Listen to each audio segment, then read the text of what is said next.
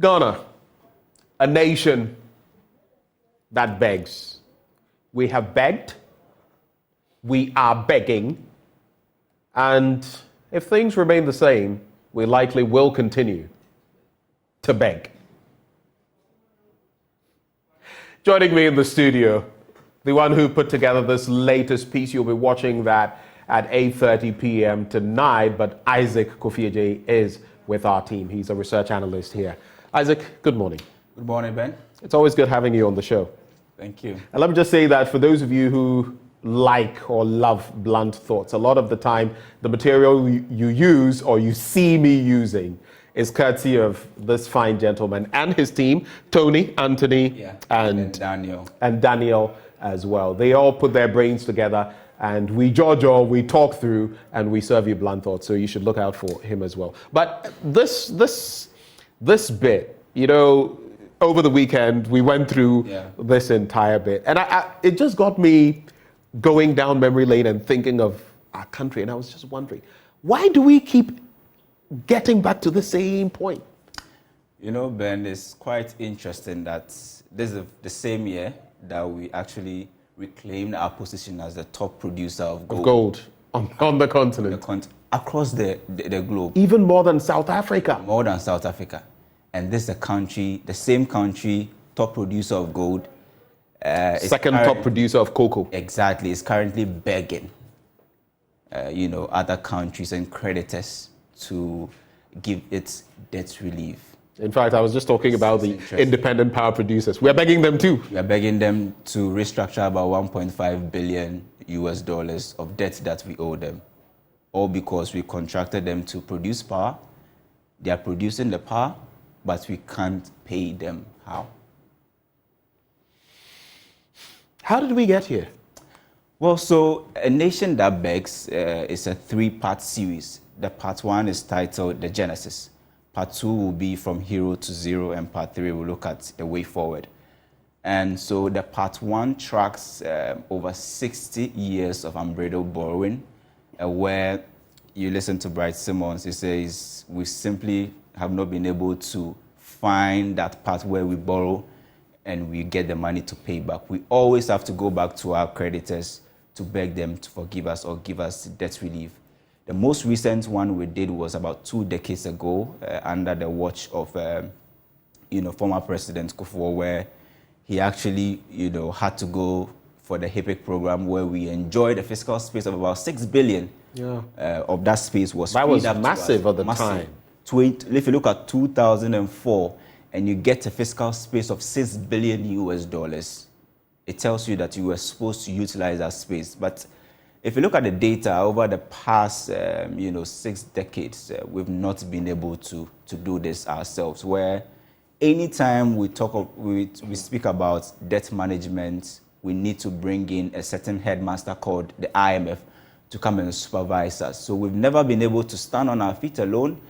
If you look at the data, it looks as if every 4 years or every 3 years, that's the average, we need to go back to the IMF, begging them, going to the IMF, supermarkets to go and look for a program. Every 4 to 6 years, we're ending up with the IMF. But just as I was asking you, conferring with you on this matter, it beats my imagination. What is it? Because if it's the policies, we have them. And if it's the brains, we have them. So we've had the likes of Dr. Kwabena Dufo, governor, finance minister at a point, businessman, fine brain in there. Osafo Mafo. He had his problems. Osafo Mafo. He had his problems. We had Kwejoba Redu. I mean, fine gentleman. May his soul rest in peace. He had his problems. Seth Tekbe, he stole lectures at Harvard and the rest, had his problems. We now have another business person in there, Ken Oforiatta. Yale and Columbia University. Riddled with problems. What will it take? Well, so it's clear that without the IMF, we can't do this. And it's all because our economy is so much dependent on commodities, where if you don't get revenue from gold export, cocoa export, oil export, if prices dip, anytime we get affected. So the economy is so fragile that, anytime there's a global shock, we feel it the most, even than those who actually had the problems themselves. So you're talking of Russia, Ukraine, and the fact that we are feeling it more than even Ukraine itself. Exactly. It's simply because we've not been able to, carve our way out where we add value. We are the top producer of gold currently, but if you ask me about our gold reserve, it's funny. We are the top producer of gold, but if you ask me if we have a recognized refinery, I'm not sure we even do. You ask yourself why Switzerland, for example, refines most of the gold when we are producing the gold. The top. Same for cocoa beans, chocolate. And this makes no sense. It does not make any sense to still be begging.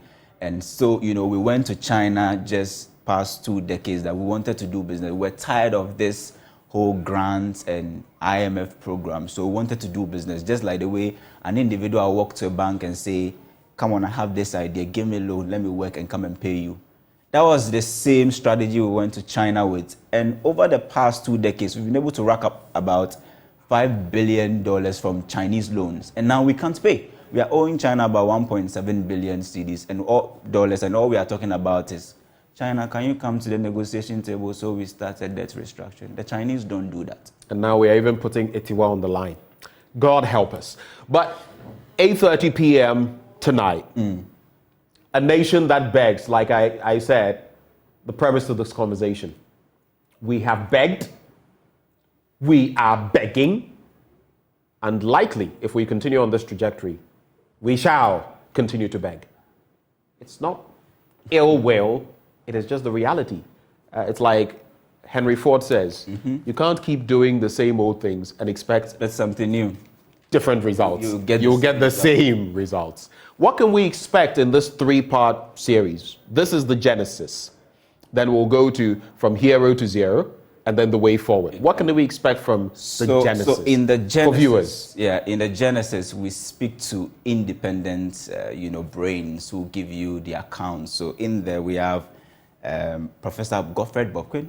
There's also Bright Simmons, all helping us to tell the story well. And then also we speak to finance ministers who were there when we're actually signing some of these loan agreements and IMF programs. So Setekpa is in there.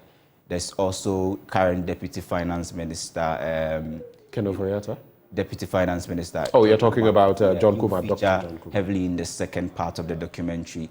We also have sounds from, former President Kufuor and others, all talking about, our debt history. Kufuor giving us a candid account of why they had to go for that HIPIC program. We hear the one from Mahama who says that should be the last time we go to the IMF. The 16th IMF program was going to be the IMF program to end all programs. But here we are currently under a 17th, and we are projecting that probably we'll have our 18th, 19th, and probably it will be infinite because the same problems and we are applying the same methodology. So expect nothing but the best. This evening at 8:30, where we give you, we take you on a historical ride, tracking Ghana's over 60 years of unbreakable. But right, I think that I need to say this that quickly because I want to give credit to Kingsley Otu, producer, one of the producers of AM Show. He actually really helped me in putting this beautiful piece together. The video editor, James Abe. And then also Mark Daniels and the entire team for helping me. Kingsley has really been helpful in putting this documentary together. I can't really end this without mentioning Kingsley. He's been instrumental. Isaac Kofi J, A Nation That Begs. Look forward to it, 8:30 p.m. tonight.